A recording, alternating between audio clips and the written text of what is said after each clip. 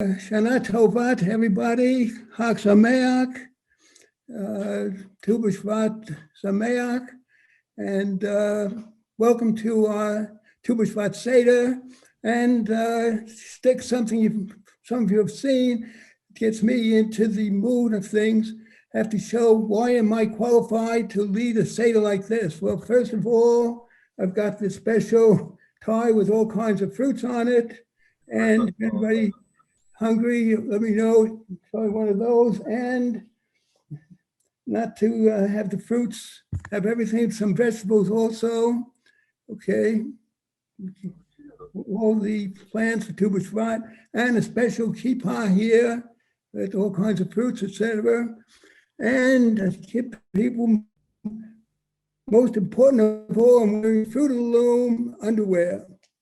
Okay, so now you know I'm fully qualified to lead a Seder of this type. Okay, so yes, you'll be screen sharing on this. So we have 10 pages of sources. I'm not going to have a chance to read all of them, but we'll read a fair amount of them. Okay, and there it is. We want to get right into the history on the first page, all about the history of Tu B'Shvat. And I'm going to call on Yossi Wolfson to read. This is page 1, number 1, the upper left. Of course, Yossi is going to be hosting this, and he's been a vegetarian, animal rights, vegan activist in Israel for many, many years. He's also helping me out quite a bit. So I'm started some podcasts. I'm trying to interview as many of the environmentalists, veg activists, animal rights activists as possible. So if you would honor us, please, Yossi, and read about the four New Years. There are 4 New Years. The first of the month of Nisan is the new year for counting the reign of Jewish monarchs and for fulfilling your vows to the temple. The first of the month of Elul is the new year for assessing your teeth of animals. Rabbi Eliezer and Rabbi Shimon say it's the first of Tishrei. The first of the month of Tishrei is the new year for calendar years, for sabbatical years, for jubilee years, for counting the age of your food trees, and for assessing your teeth of vegetables. The first of the month of Shvat is the new year for assessing the teeth of tree fruit and nuts, per the school of Shammai. The school of Hillel says it's the 15th of Shvat, Tu B'Shvat. Okay, Toda Rabbah. Notice what could be more of a Jewish holiday starts out with a dispute, Hillel, Shammai, and of course, we generally go with Hillel. Just one point on that. We're going to hear about the history, how Tu B'Shvat was restored. I'm working with some other people. You notice in first of the month of Elul, Rosh Chodesh Elul, New Year tithing of animals. We're trying to restore that ancient holiday using Tu B'Shvat as a model and to transform it into a day to increase awareness of Judaism's beautiful teachings on compassion for animals and how far the realities for animals are from those teachings. Okay, going further, I'm going to shortly introduce something really special, Jonathan Wolf, who's going to really tell us a lot about that, and I'll say more about him later. But now we want to read 2 and 3. So I'm going to ask Stan Beck if you would read number 2 on this first page. Okay, it's easier for me to read it from the paper. So okay. Fortunately, I had printed it. Well, whatever's best for you is fine. Number 2. Yeah, number 2. Good to see you. Good to see you all. When you enter the land and plant any tree for food, you should regard its fruit as its foreskin. Oh, that doesn't sound good to me. 3 years it shall be uncircumcised for you, not to be eaten. In the 4th year, all its fruit shall be set aside for jubilation before the Lord. And only in the 5th year may you use its fruit, that its yield to you may be increased. I, the Lord, am your God. Okay, and now for number 3, Judith or Honorable Felsenstein, who are fellow residents with me here in Israel in Protea, wonderful retirement village. If one of you could read that, make sure you're unmuted. I don't know if they'll be able to do that. Okay, well, to keep things going, I'll read that. You shall set aside every year a tenth to tithe, the part of all the yield of thy sowing that is brought from the field. Then the Levite and the stranger, the fatherless and the widow in your settlements will come to eat their fill, so that the Lord your God may bless you in all the enterprises you undertake. That's Deuteronomy chapter 14, 22 and 29 verses. Okay, but to go further into that, I want to introduce Jonathan Wolf, who was really Mr. Tu B'Shvat, really a pioneer. Like 1975, roughly, there was hardly anything, really nothing about Tu B'Shvat. Did a lot of research, set up all kinds of quotations, had many Tu B'Shvat Seders in this home. I was very happy to attend a few of them. So it really made a difference. You know, people take for granted now there's so many, probably maybe hundreds and who knows how many Tu B'Shvat Seders, but way back then there was nothing. So Jonathan really made a big, big difference. Also a lot about vegetarianism, but I'll say more about that when we get to a quotation. So calling on Jonathan Wolf to tell us a bit about the history of Tu B'Shvat. Hope did he make it? Okay, I guess I'll have to do it. He was going to be doing it. Also giving a Tu B'Shvat Seder more for Americans tomorrow evening, and maybe he'll be on for that. Anyway, Tu B'Shvat, it's not in the Torah, it's not even in the Tanakh. It's first mentioned in the Mishnah, Rosh Hashanah chapter 1, verse 1, and it indicates the 4 years that Yossi read so well just a few minutes ago. Okay, and so they had a tithing. Then the temple was destroyed by the Romans in 70 in the Common Era. There was no more need for tithing. So the Tu B'Shvat sort of became very, very minor holiday until about the 16th century, the Kabbalists in Sfat restored it, set it up with the Tu B'Shvat Seder that we're now building on right here, with all kinds of fruits being eaten, all kinds of blessings being said. And the Tu B'Shvat, in a way, you can say, represents a tikkun, actually 4 different tikkunim for different things. First tikkun was, again, because of the tithing, that was a tikkun for the poverty with fruit provided to the poor. Then the second tikkun is that from the Kabbalists, because they represented eating these fruits with a proper kavanah was a tikkun for the sin of Adam and Eve in the Gan Eden and Garden of Eden, eating the forbidden fruit. Then later on, when in the early days, the pioneers, Chalutzim in Israel, planting trees, that was a tikkun for the many, many years of destruction before the state of Israel was reestablished. And bring it up to date, environmentalists now look on Tu B'Shvat as like a modern Earth Day, okay? And that is like a tikkun for the devastation in the environment, pollution, climate change, etc. Okay, so Tu B'Shvat again, we go with Hillel, the 15th day of the month of Shvat. Now there's 4 reasons for that being chosen.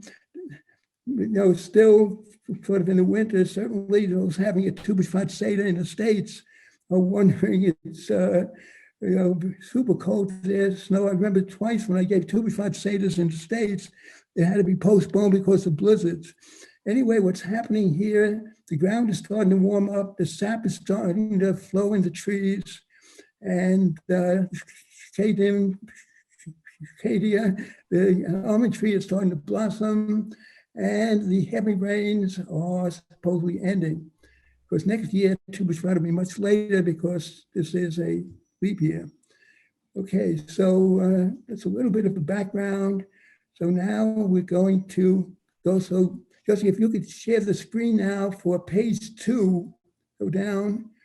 And as I mentioned before, the Kabbalists believe very strongly in brachot. We're skipping number 4 because I sort of covered that in my summary just a minute ago.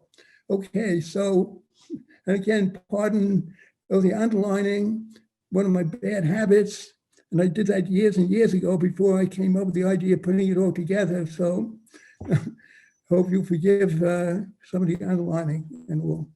Okay, so very important with brachot. I think of my favorite rabbi, Abraham Joshua Heschel, said one of the biggest threats to religion is taking things for granted.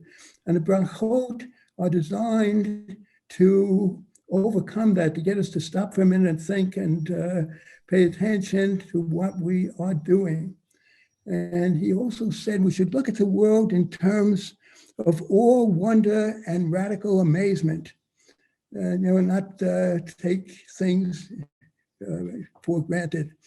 And I think of the song, there's a wonderful musical called the Flower Drum Song, and one of the lines there is, 100 million miracles are happening every day, and those who say they don't agree are those who cannot hear or see. So to read number 1 and 2, I've been so super blessed. The reason I'm here in Israel, I have 2 wonderful, wonderful daughters, and they're really brachot. So I'm going to ask my older daughter, Susan, to read number 1, and then my younger daughter to read number 2, 2 people who represent to me brachot, to talk about the importance of brachot in Judaism. So Susan, number 1, please, on page 2. Our rabbis taught from there. Yep, that's it. Our rabbis taught, it's forbidden for you to enjoy the use of something in this world without first reciting a blessing. Anyone who enjoys something in this world without a blessing has misappropriated sacred property. Rabbi Levi posed a problem. It is written, the earth is the Lord's and all that it holds. And it is also written, the heavens belong to the Lord. But the earth was given over to human beings. Isn't there a contradiction here regarding the earth? No. The first verse applies to a situation that exists before reciting the blessing, the second verse after reciting a blessing. Okay, Toda Rabah, very good. By the way, before I ask my other daughter, Deborah, to read number 2, for those taking part, if you want to pour a little bit of the first cup of grape juice or wine, I'm going to be using grape juice because later on I'm going to be traveling, believe it or not, into the 4 worlds of the Kabbalists. So don't want to have wine, going to have grape juice. Okay, so 4 cups, because the Tu B'Shvat Seder is really patterned on the Passover Seder, 4 cups, but of course there's a big, big, big difference. All the cups on Pesach are basically red grape juice or wine. Here, we start with some white grape juice in this case, and that represents the winter. And we're going to be adding just a little bit of red for the second cup, and roughly half and half, red and white for the third, and all red. And that represents the changing seasons from winter, spring, summer, fall. So Pesach is a holiday of spring, and Tu B'Shvat really represents all the seasons. Pesach is a holiday that commemorates the redemption of the Jewish people, and you might say that Tu B'Shvat represents the redemption of the entire world, based on what I said before, that eating these fruits with kavanah is a tikkun for that eating of the forbidden fruit in Gan Eden. So again, I'm going to be pouring some white grape juice. I'm asking Deborah, please, to read number 2 on page 2.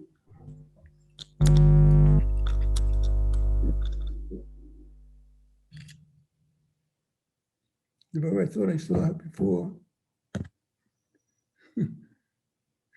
Okay, Susan, why don't you read that one also then? I just want to say that having you in Israel is also a blessing. You said we were blessings, but you're also a blessing for us. Boy, The you're most- muted. I'm on mute? No, No. Dvorah. Oh, I hear you. I say that to you talk, but you are muted.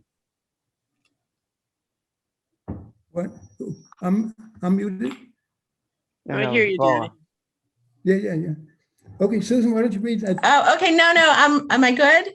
You hear Yeah, me? We hear Okay. you. Yes. The most Adore- important discipline of Judaism involves the blessing. When a blessing is recited before eating, then the act itself becomes a spiritual undertaking. Through the blessing, the act of eating becomes a contemplative exercise. Just as one can contemplate a flower or a melody, one can contemplate the act of eating. One opens one's mind completely to the experience of chewing the food and fills the awareness with the taste and texture of the food. One then eats very slowly, aware of every nuance of taste. Rabbi Aryeh Kaplan. Okay, beautiful, beautiful. Okay, so we're ready now. I don't know if anybody else is doing it. I'll have you all in mind. Going to recite with great kavanah based on these teachings. Not doing number 3 because just due to time, we're not going to do every one of the teachings here, but that's an important teaching also about reciting the blessings. Say it's like a theft if one doesn't say brachot before partaking. So again, first cup, all white, representing the winter. Birkat Adonai, Ohen Makolam, Barei, Peri, Hagafen.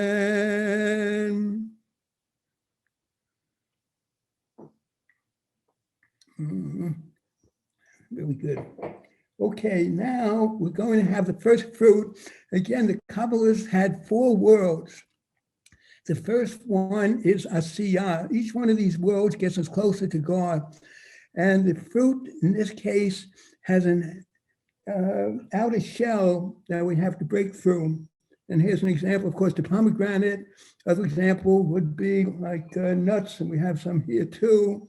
And by the way, I always tell people, everybody enjoys Tu B'Shvat Seders. You know why? Because there's always plenty of nuts attending, nuts present.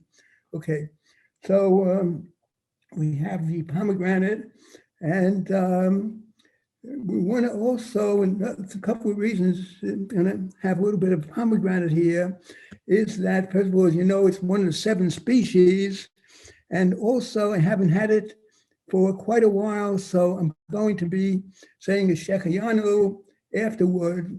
And I saw somewhere there's different approaches to this. One of them is to first say Borei Eitz, bite into and swallow the fruit, and then say the Shechayanu. So, okay. And we have some parts of the pomegranate here. Again, taking all of you into account. Birkat Adonai, Ohen Makolam, Barei Peri Ha'etz.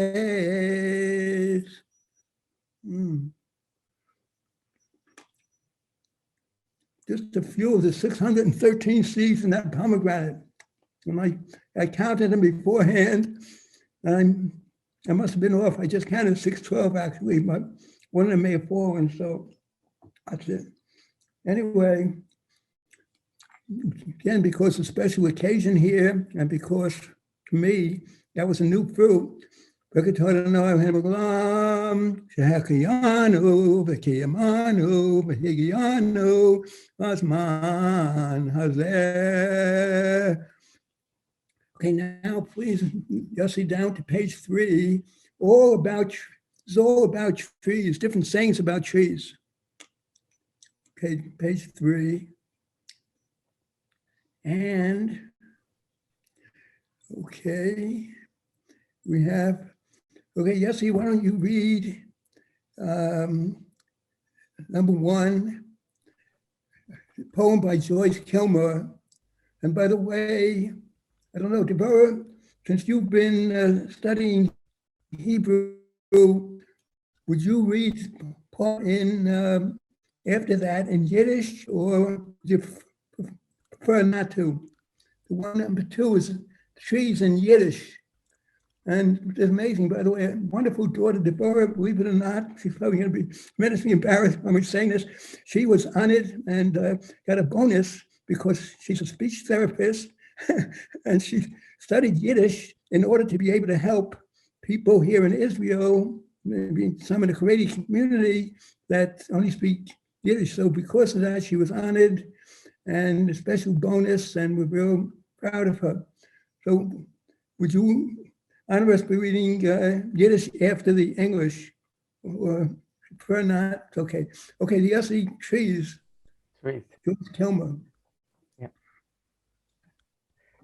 I think that I shall never see a poem lovely as a tree whose hungry mouth is pressed against the earth's sweet flowing breast, a tree that looks at God all day and lifts her leafy arms to pray, a tree that may in summer wear a nest of robins in her hair, upon whose blossom snow has lain, who intimately lives with rain. Poems are made by fools like me, but only God can make a tree. Okay, Toda Rabah. And there's a takeoff by Ogden Nash on this that I'd like to do a very short 4-line.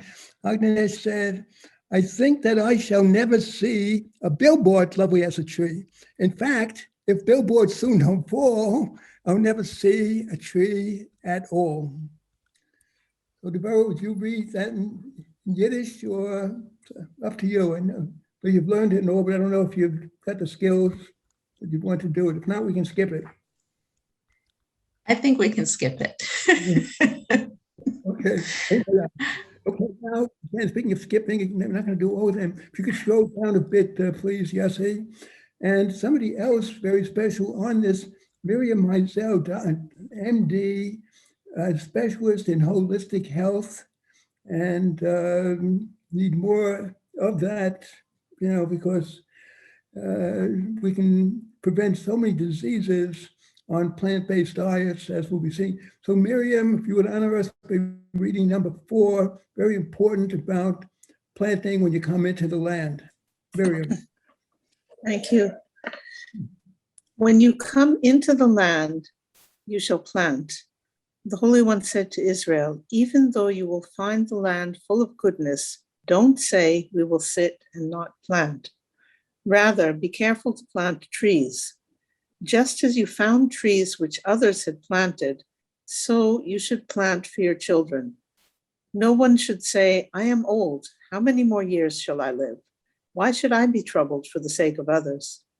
Just as he found trees, he should add more by planting, even if he is old. Okay, Toda Rabah. Toda Rabah. Okay, and just to show the importance of planting, I'm going to read myself number 5. Rabbi Yochanan ben Zakkai received the Torah from Hillel and Shammai. He used to say, if you have a sapling in your hand and somebody should say to you that Mashiach, Messiah, has come, first stay and complete the transplanting and then go welcome Mashiach. Unfortunately, in our history, there's so many false messiahs that could be a factor also. Okay, and now, number 6, I'm going to call on Susan to read because of Susan and Deborah, been in Israel now a little over 5 years. We've been blessed with 4 grandchildren getting married, 4 great-grandchildren. So number 6 is a very interesting custom related to marriage. So Susan, number 6, please. It was a custom in Beitar that when a boy was born, they planted a cedar tree. And when a girl was born, a cypress. And at the time of their marriage, they trimmed the branches from the trees to make a chuppah. Gittin. Okay, so beautiful, beautiful custom. Okay, now I'll go down to number 8. Very, very important. Now I'm wondering, I saw Stan is on. Is Elisa on also? No, no. Unfortunately, I'm going to report her. She's glad you're recording this because she has some continuing education all day long. Okay, so because thank you for asking. Would you like me to read that one? Yeah, because I was wanting to mention Stan and Elisa have been doing so much promoting vegetarianism, and this is such a powerful statement. And while he's doing that, I'm going to be holding up this T-shirt. I don't know if we'll be able to see it all on some of the reasons for being vegan. Yeah, so if you could read that, Stan. Number 6, God said, see, I give you every seed-bearing plant that is upon all the earth, and every tree that has seed-bearing fruit. They shall be yours for food, and to all the animals on land, to all the birds of the sky, and to everything that creeps on earth, in which there is breath of life. I give all the green plants for food. Right. So an amazing thing right at the beginning, God's first dietary regimen, strictly actually vegan. And by the way, the other ideal time we all yearn for, the Messianic period, that is expected to be a vegan period as well, based on the powerful prophecy of Isaiah, that in that ideal time, the wolf will dwell with the lamb, the lion will stalk the ox, no one shall hurt nor destroy in all of God's holy mountain. And just to give an example, what's happened, this is an amazing thing. Here is a cover story a couple of months ago in the Jerusalem Report magazine, and it quotes me on the front page saying, Richard H. Schwartz argues that eating animal products violates Jewish teachings.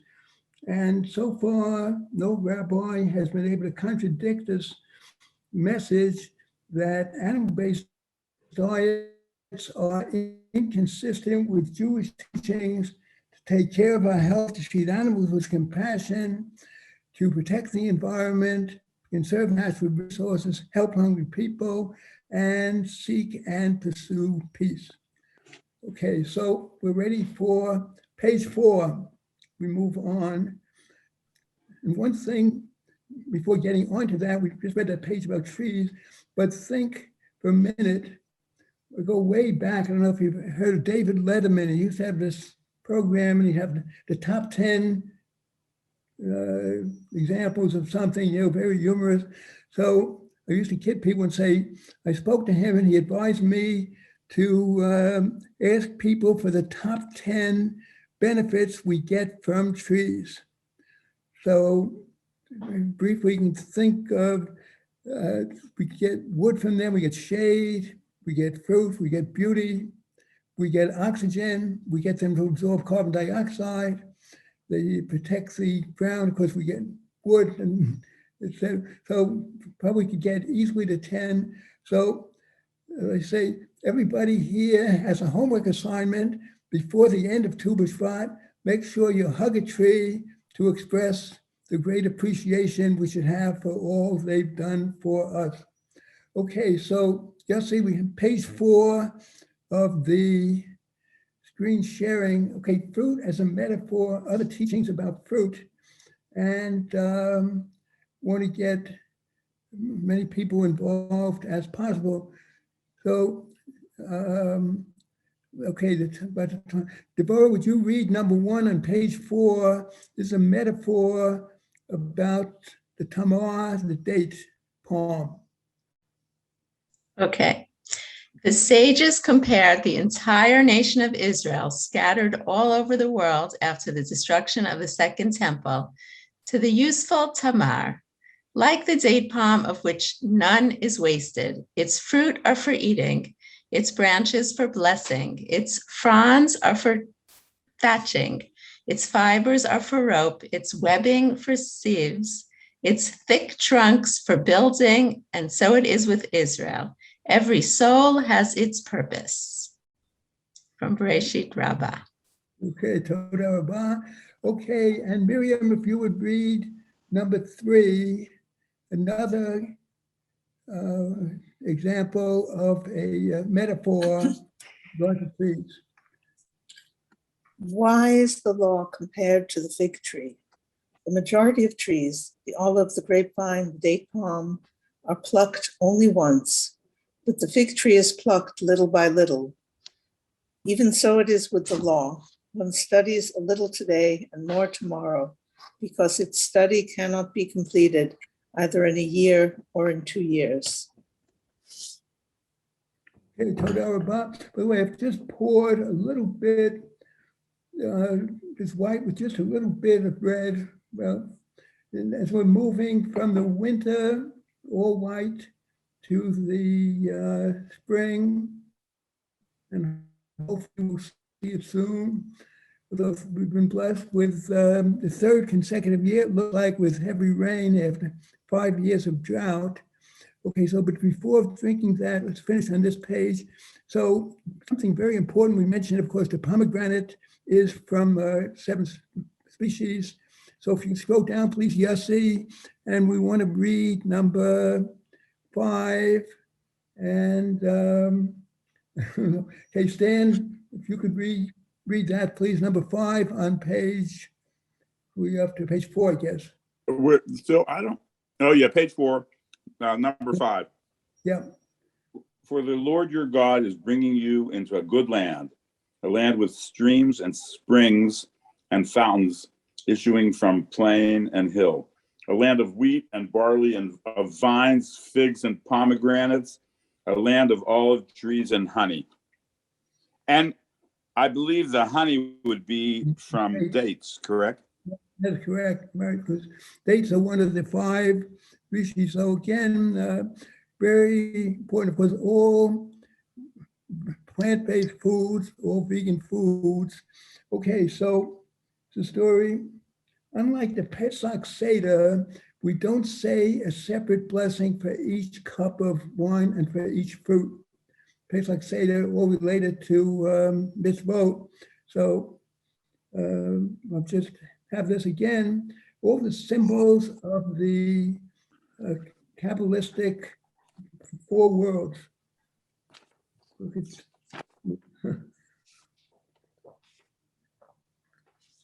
okay, now we're going to have a second kind of fruit. We mentioned the first world, the world of Asiyah, the world of action. That is something with a heart out of shell, like this pomegranate.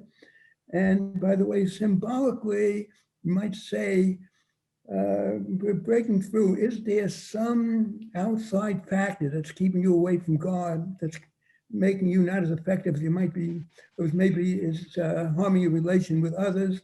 So when we break through that outer shell and enjoy the delicious fruit inside, that's symbolically mending that kind of relationship.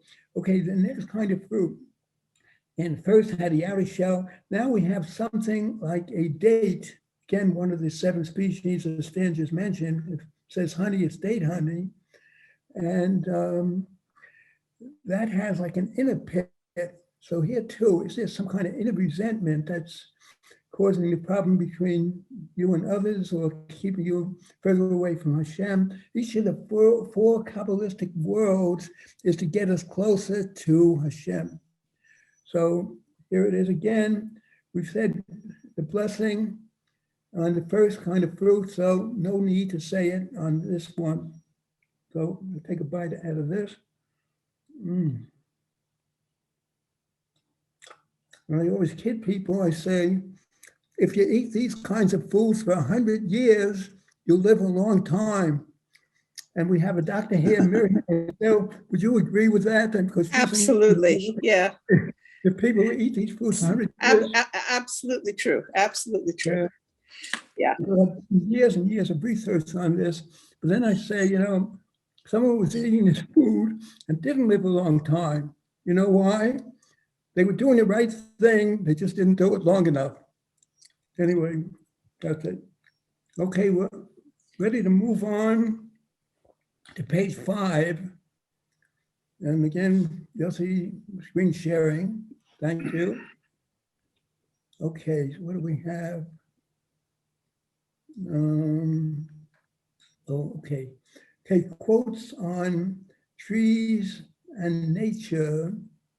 And okay, number 1, I'm going to call, we don't have that many people. Is there anybody here that I missed that hasn't, if there's somebody who is on that missed and hasn't read yet, if that person would read number 1 on page 5. I've gotten everybody. Okay, so Stan, number 1 on page 5, please. Okay. Okay.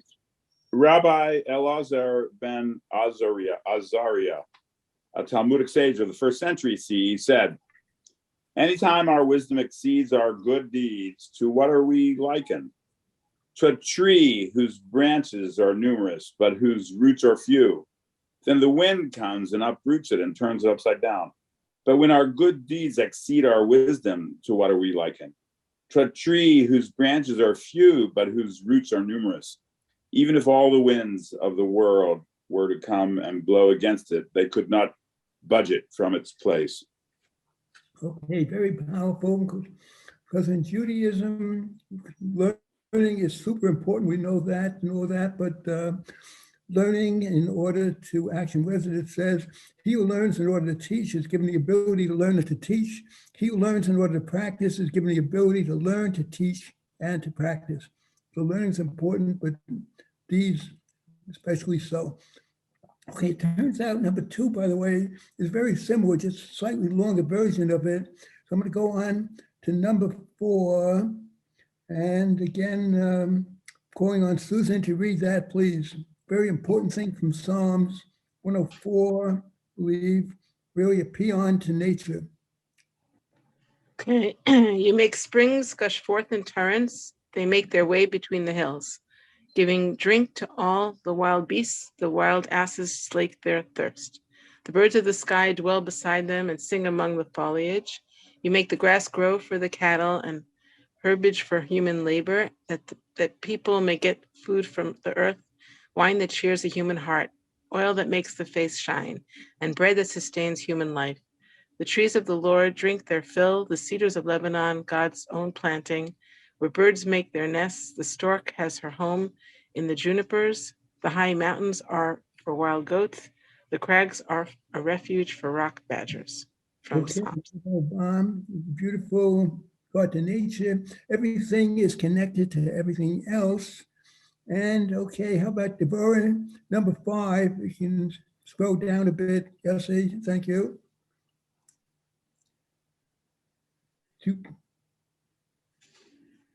I think you're muted. You're muted. Can you unmute? Yeah, okay. Now I'm good. Yeah, yeah. Two people were once fighting over a piece of land. Each claimed ownership, and each bolstered the claim with apparent proof. After arguing for a long time, they agreed to resolve their conflict by putting the case before a rabbi. The rabbi sat as an arbitrator and listened carefully, but despite years of legal training, the rabbi could not reach a decision. Both parties seemed to be right. Finally, the rabbi said, "Since I cannot decide to whom this land belongs, let's ask the land." The rabbi put an ear to the ground and after a moment stood up. "My friends, the land says it belongs to neither of you, but that you belong to it." Mm-hmm. Again, as we had before, Hashem ha'aretz, the earth is the Lord's, and we are to be Shomrei Hadamah, partners, co-workers in protecting the environment. Okay, and I'll read number 6, very short. Because of Rabbi Akiva, they said, any city which has no fruit in it has no Torah scholar, foremost in his generation in it, because the varieties of fruit open the eyes, and that's the Talmud, Sanhedrin 17b. Okay, I'm going to be pouring a little more grape juice, removing from all white to winter, white with a little bit of red, spring. Now it's supposed to be roughly half and half, which is for the summer. Okay. Again, we say the blessing at the start, so only one thing to say is L'chaim.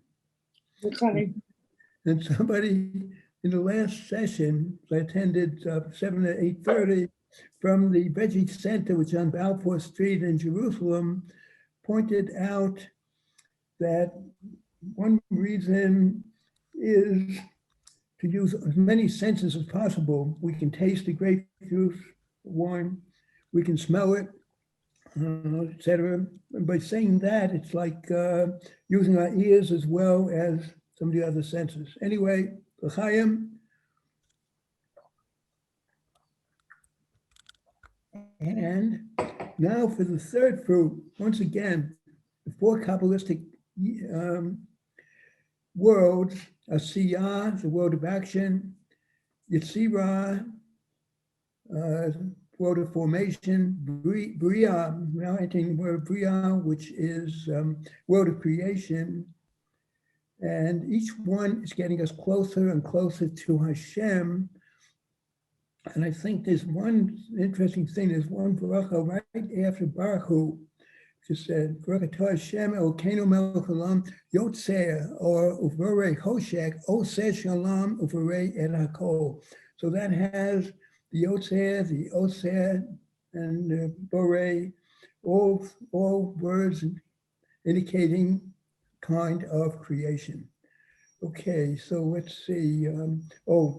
So again, the third kind of fruit, the word of asiyah, of action, with hard outer shell, the world of Yetzirah, with a pit, delicious fruit on the outside. Here we have something like raisins without an outer shell or an inner pit, getting closer to Hashem. Again, no need for a bracha because we said it for the first fruit. Okay. Now, ready to go on. Page 7. Jesse, many thanks for this sharing. It really helps. Okay. And here I think we have stories. Okay. I'm going to sort of summarize the story of Honi. I think you all know the story of Honi, the circle maker, how he went out in the field and he saw a farmer planting a tree. What kind of tree? A carob tree. So Honi asked how many years before that carob tree will bear fruit. He was told 70 years. So Honi asked the farmer, are you that well that you can expect to be around 70 years from now, enjoy that fruit? And of course, the farmer answered, just as my grandparents planted carob trees for me, I'm planting for my grandchildren. So that is an important thing to consider future generations. And I think it's a powerful teaching. Ezahu chacham haro'eh et hanolad. Wise person considers the consequences of his or her actions. And I think one of the reasons the world's in so much trouble is that they fail to consider future developments. Now, there's one teaching related to that, very interesting thing.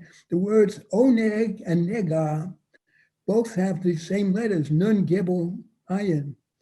And as one of my grandchildren points out, he did years of study and he found out not only do they have the same letters, but believe it or not, they also have the same gematria. That's his joke. Anyway, what is the significance of this? Oneg, of course, is a wonderful festive event. Nega is a terrible thing like a plague. They have the same letters, but notice for the oneg, the ayin, they both have an ayin, of course, which means eye. The ayin is in front of the word, so it's like foresight. Looking to the future beforehand, and that could be an oneg. But a nega is when the ayin is at the end of the word, and that means you do something, and then you start looking at it and realizing that maybe it could be a big mistake. Okay, so now, okay, Stan, if you could read, please, number 3 on the right side of this page, we up to 5 or whatever. 6, I believe. Page 6. Once when Rav Abraham Isaac Kook. Yeah, well, but now since I have your attention, I like that oneg. And is it nega? Is that how you pronounce it? I'm sorry, you have what? Oneg, and what's the other word? Nega. And since Nega. your wife, Yeah, I've heard you spell that before, and I like that very much. It's like look before you leave, or Sam, you know why you like it so much? Because your wife is a very important optometrist who specializes in holistic eye care, how to improve your eyesight without glasses. And also on your book, you have the ayin. That's right. On the large ayin on there, which is representing a good the visualization. As my daughters know, it's a little controversial. Many people said the iron going to confuse people why do it. And first I kind of agreed, but I did a little research, and that's where I came up with that idea about the iron in the nega and the oneg, and also many other teachings like that, where very famous teaching, where there is no vision, the people perish. Also from the Psalms and probably a lot of others. I understand that in the Torah, in the Shema, what is it, the ayin and the Ayin and the Dalet are written larger than the other letters, and of course that spells out age, and that means a witness, the witness to see. Yeah. You know, and also by coincidence, this book was published by Lantern Publications. Of course, Lantern is used to show people, to enable people to see better in the dark. Anyway, thank you. You could read number 3. Yeah, okay. Number 3. Once when Rav Abraham Yitzhak Kook was walking in the fields, lost deep in thought, the young student with him inadvertently plucked a leaf off a branch. Rav Kook was visibly shaken by this act. And turning to his companion, he said gently, "Believe me when I tell you, I never simply pluck a leaf or a blade of grass or any living thing unless I have to."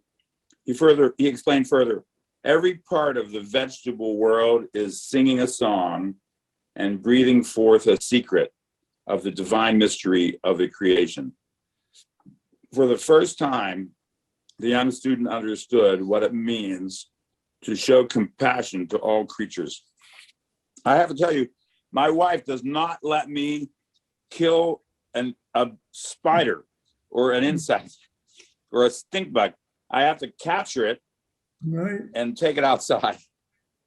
Okay, well, Jews ought to be Rachmanim b'nei Rachmanim, compassionate children of compassionate ancestors, imitating God, who according to Psalms chapter 145, verse 9, his compassion is over all his work. So certainly that, as a matter of fact, they say compassion toward animals and all is an example of, are we really truly of the seed of Abraham Avinu?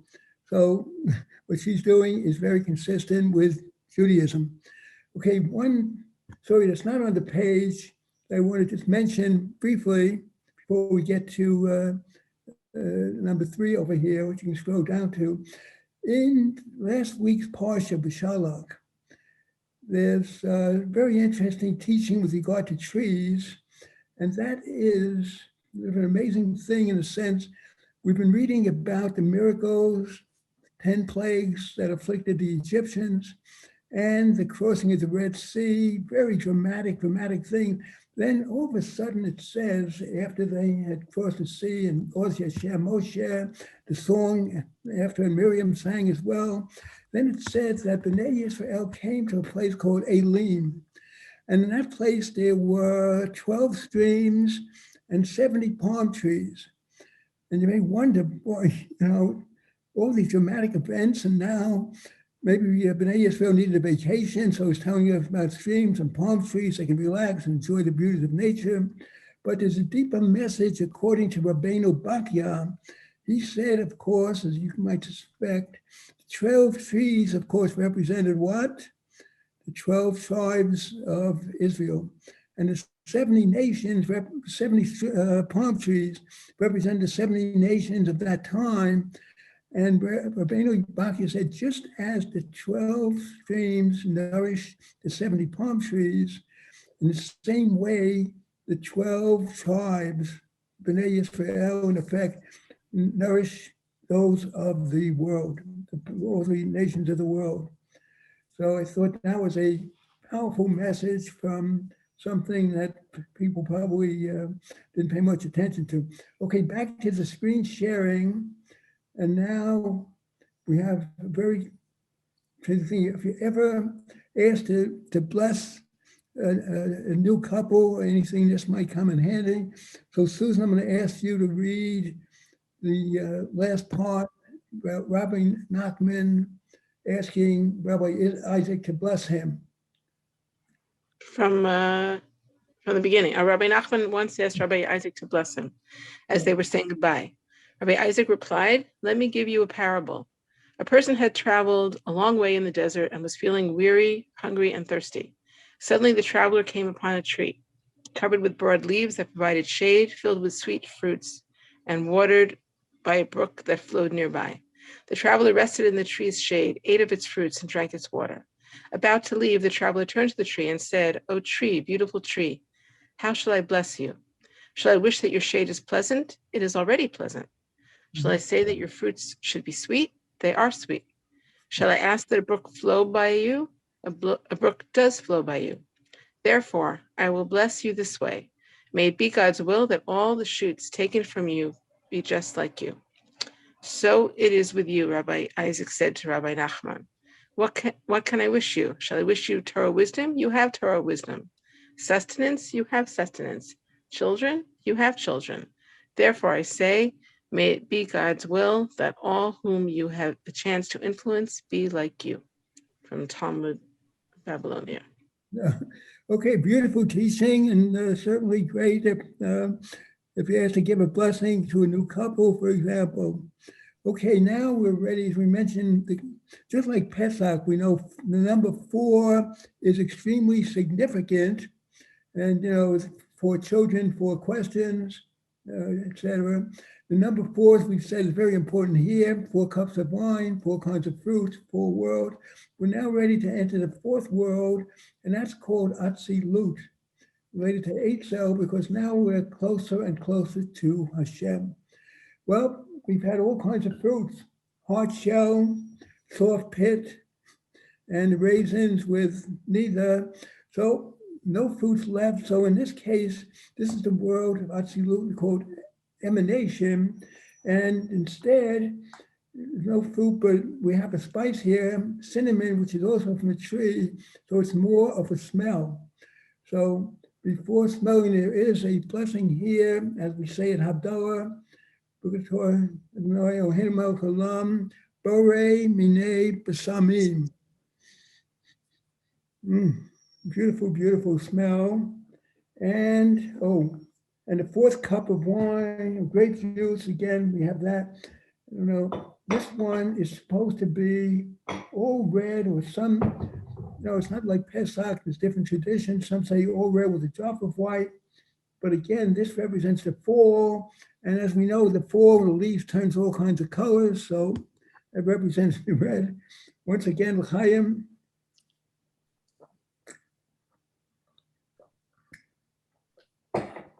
Okay, so back to screen sharing, Yossi, for page 7, probably. Let's see. Okay, finding God in nature. And okay, Yossi, if you could read number 1 again, this is the beauty in so many, like the Breslov Hasidim davening out in nature. And one of the problems maybe in the world is so many of us have become urban people. We're surrounded by buildings and roads and cars all over. And in my case, especially, don't get out to nature as much as we should. But these are indications of some of our sages really appreciated the beauty of nature. Okay, so number 1. I see you in the starry field. I see you in the harvest yield. In every breath, in every sound, an echo of your name is found. The blade of grass, the simple flower, bear witness to your matchless power.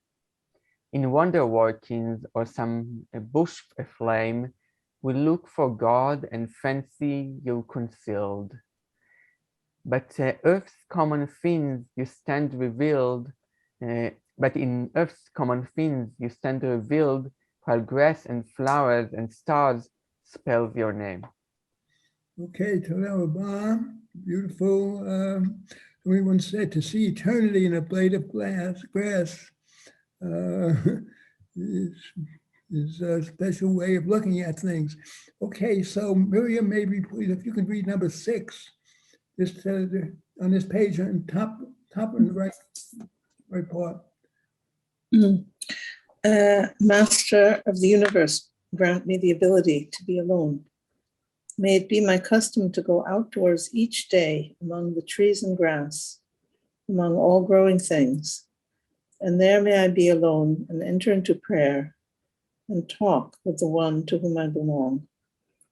May I express there everything in my heart, and may all the foliage of the field, all grasses, trees, and plants awake at my coming, to send the powers of their life into the words of my prayer, so that my prayer and speech are made whole through the life and spirit of all growing things, which are made as one by their transcendent source. May I then pour out the words of my heart before your presence like water, O Lord, and lift up my hands to you in worship on my behalf and that of my children. It's Rabbi Nachman of Bratslav. Okay, Toda Rabah. And again, some of you may have seen that movie Uspisen years ago, which is an indication of people getting out into nature, and that's the way of the Breslov Hasidim. Okay, well, I'll try number 2. Already's making a very powerful point. In order to serve God, one needs access to the enjoyment of the beauties of nature, such as the contemplation of flower-decorated meadows, majestic mountains, flowing rivers, etc. For all of these are essential to the spiritual development of even the holiest of people. Okay, so let's see, scrolling down. By the way, are Arnold and Judith still with us? We'd like them to read something, but maybe not. It could be on for a while. Okay, so all that we see, the heaven, the earth, and all that fills it, all these things are the external garments of God. And so short, know that all healing is of the earth, gifts of the trees, especially potent during months of ER, that is of May. By the way, they feel that many of the herbs in the tropical rainforest could have cures for some of the life-threatening diseases. Unfortunately, they are disappearing. It's called the 6th extinction, and we're cutting down the forest and all, and we're losing species, and some of them may have the power to tremendous healing. So it's really a need to change all of that. Okay, we're ready to move on to the next page. By the way, if anybody has any comments, stories, anything you want to add, feel free. Okay.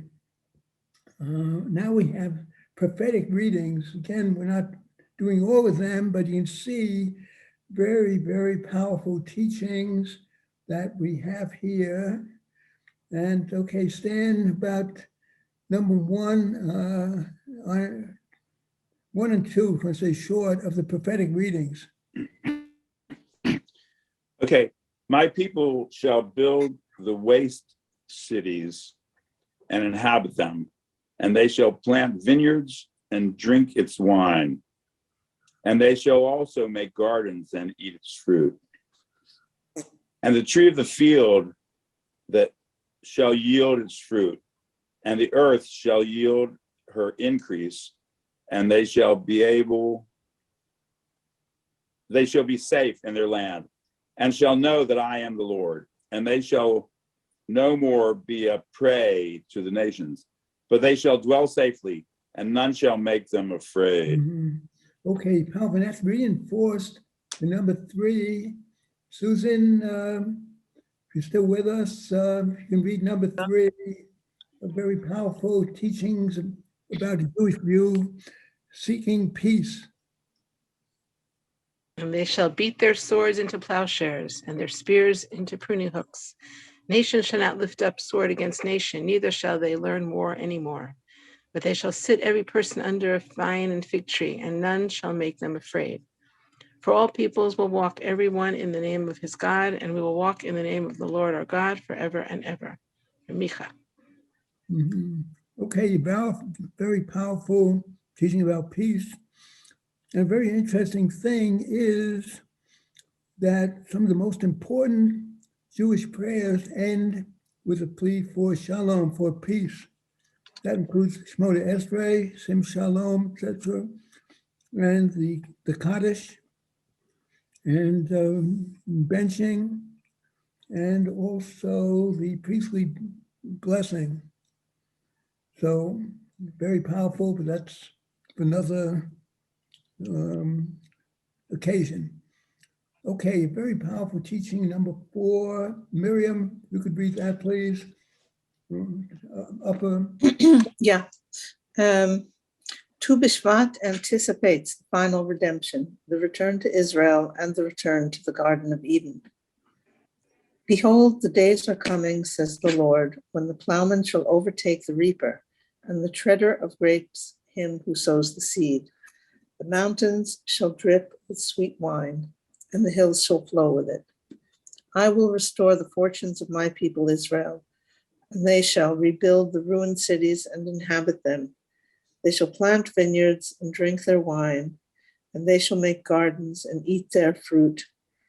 I will plant them upon their land, and they shall never again be plucked out of the land which I have given them, says the Lord your God. Amos. Okay, Toda Rabah. Let's see, what do we have here? Okay, number 6. Stan, if you could read number 6 on left side toward the middle, I guess. Okay. I will plant cedars in the wilderness, and acacias and myrtles and olisters. What is that? Olisters.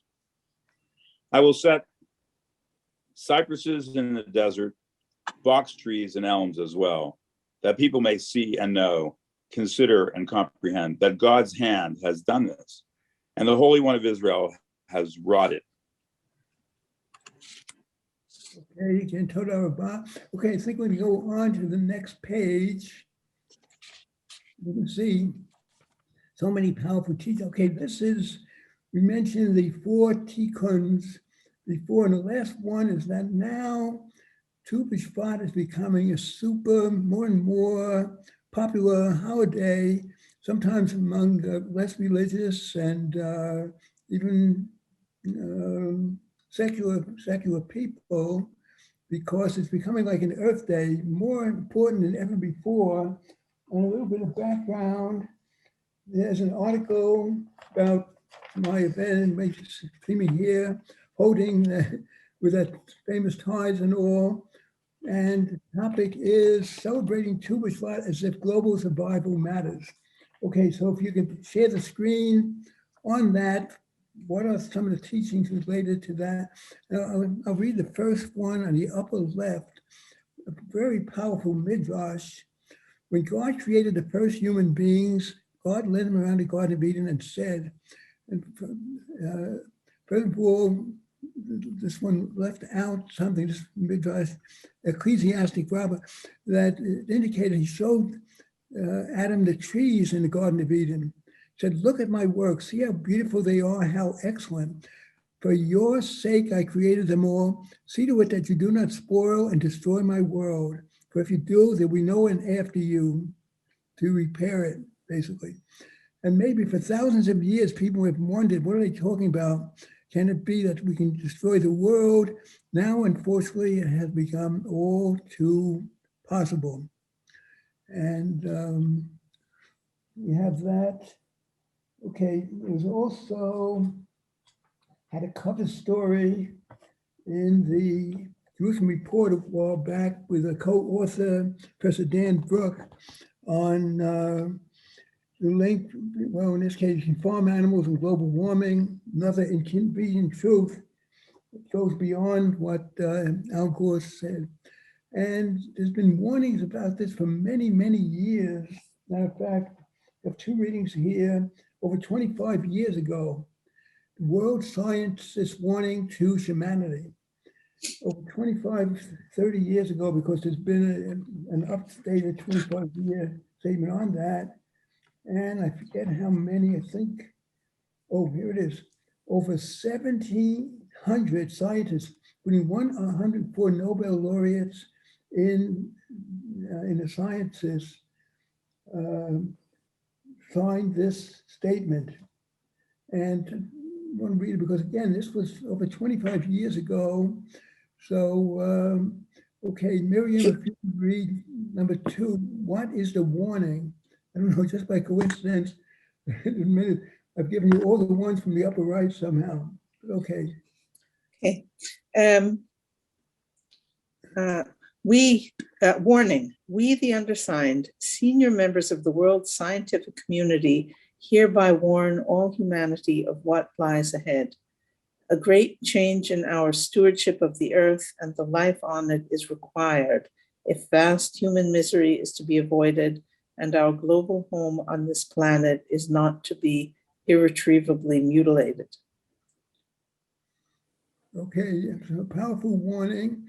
Okay, if you could continue with number 3, I guess, which is the left side, the second from the top, because that's from the same page. Introduction. Yeah. Yeah. Human beings and the natural world are on a collision course. Human activities inflict harsh and often irreversible damage on the environment and on critical resources. If not checked, many of our current practices put at serious risk the future that we wish for human society and the plant and animal kingdoms, and may so alter the living world that it will be unable to sustain life in the manner that we know. Fundamental changes are urgent if we are to avoid the collision our present course will bring about. Okay, so you can see we've had the warning, the powerful, we're on a collision course with nature. And unfortunately, 25, 30 years later, we could make the same warning with much greater authority, and different environmental and climate change groups have been doing that. And one of the interesting things in number 4, and Susan, if you could read that, 2 parts that indicates the tension that is involved. Be fruitful and multiply and replenish the earth and subdue it. Have dominion over every living thing in Bereshit, Parak Aleph. And then God took Adam and placed him in the Garden of Eden to cultivate and to protect it in Bereshit, Parak Bet. Yeah. Okay, so that first thing that Susan read, that has been misinterpreted to such an extent. We're given dominion, but it's not a carte blanche, to do whatever we want. Some people have misinterpreted that way. As you know, our sages indicated dominion really meant responsible stewardship. We think, in effect, a mother has dominion over an infant, but certainly that means to take the greatest possible care to raise that infant. Or if somebody has a beautiful big garden and doesn't have the time or ability to take care of it, you give dominion to a gardener. The expert knows how to take care of it. So the dominion is misinterpreted. Instead of being do whatever you want, it's just the opposite. And again, that's indicated by Bereshit chapter 2, verse 15. The second one, human being put into the Garden of Eden to cultivate and to protect it, and to protect it, related to Shomer, to guard it. We had to be Shomer Hadamah, guardians of the earth. Okay, now the last 4 are all related to Baal Tashkit. Very powerful teaching in Deuteronomy chapter 20, verses 19 and 20, which indicate even in a time of war, we might think anything goes. You have to win that war. The Torah says you cannot destroy fruit-bearing trees to build a battering ram to try to overcome an enemy fortification. And as you know, Judaism is not just the Torah, but the commentaries, the Talmud and all. And the Talmudic sages, what I think is the most important thing they've done is they extended that specific teaching, which involves wartime, involves using an axe on trees, and made the general prohibition of Baal Tashkit, not to waste or necessarily destroy anything of value. And once again, the way of the world is so far from these Jewish teachings. And that is major, major problem that we face. Okay, so tying in, I'm going to see if there's anything else here. This indicates the world threatened so much by climate change. And what I've been advocating is one of the big problems is we're overlooking what you might call, quote unquote, not the elephant in the room, but the cow in the room, because it's animal-based agriculture that really has been a major, major problem. And there's a wonderful book that just came out not too long ago called Food is Climate. And they make this case, and I've been promoting it because this is the only approach that not only reduces greenhouse gas emissions, something super important, but also has the potential of reducing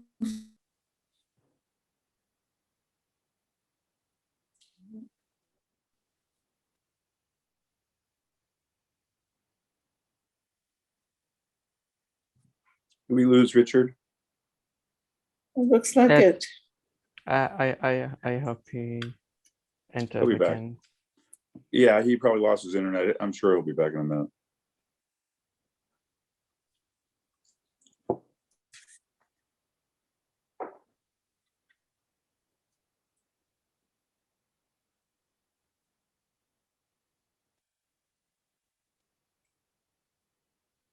While we're waiting for him, I just want to praise Richard a little bit. He's really incredible and has so much wisdom and so much experience and really so much knowledge. It's really a pleasure. And that's why I came on here. I met him in person many years ago in Western Pennsylvania. There's a city near Pittsburgh where I live called Johnstown, and the University of Pittsburgh has a campus there. And every year it's called the Summerfest. It's a conference. It's called, the national organization is called Vegetarian Society. I can't remember it now.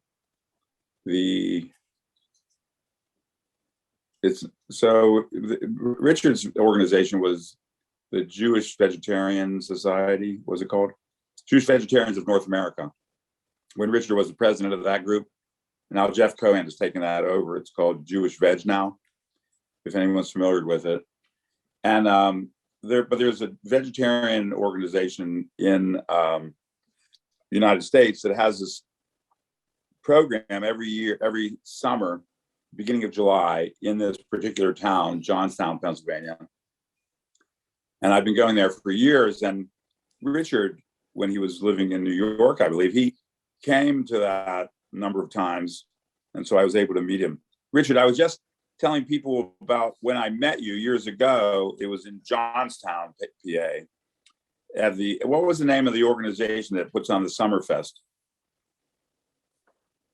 Okay, really sorry. I charged this computer quite a bit today, and I thought I'd have enough, but evidently 3 or 4 hours, and I had another Zoom 2 weeks, I'd say, before this.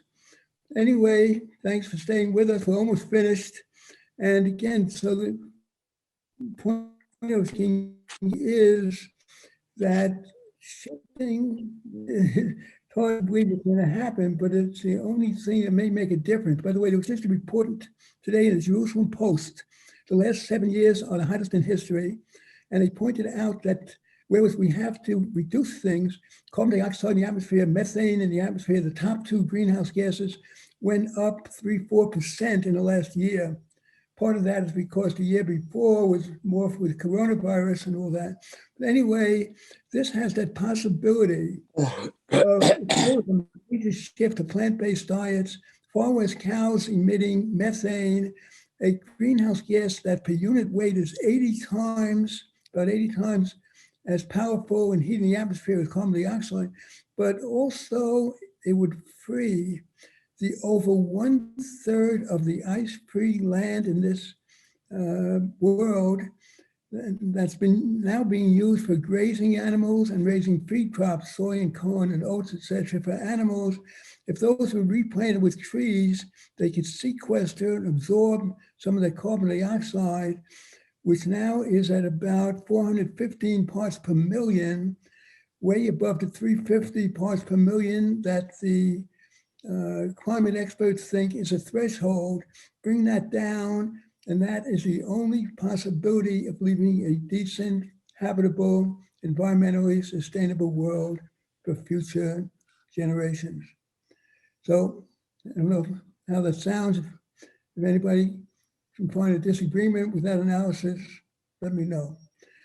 Okay, so maybe we'll just turn to page 10, and maybe we'll just sing one song together, like Atza Alinu.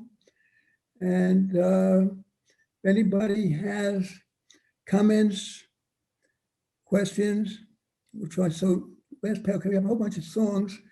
So the song is very pioneers sang when they planted. If you're all unmuted, let's just do the final song. Atza Alinu, Atza Alinu, Atza Alinu, Atza Alinu, Atza Alinu. Kharashnu v'gam zaranu, Kharashnu v'gam zaranu, Aval od lo katzanu, Aval od lo katzanu. I want to thank everybody for attending and all the readings. Everybody did a great job on the readings.